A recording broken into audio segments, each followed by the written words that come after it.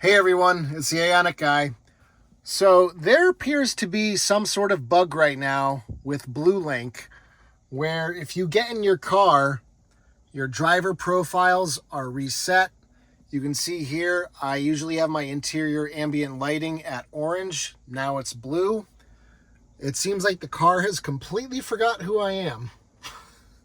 And I'm not the only person. I've had many messages today, multiple comments.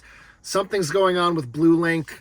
I didn't realize that this kind of information was stored in the cloud, but apparently it is because the car is completely reset.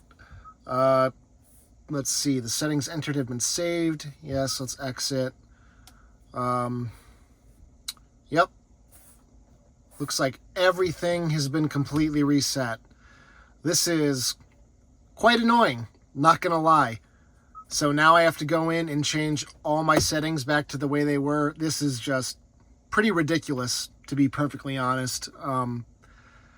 This is the kind of thing that is just totally unacceptable. Like, this kind of stuff should not be happening, for real. This is ridiculous. But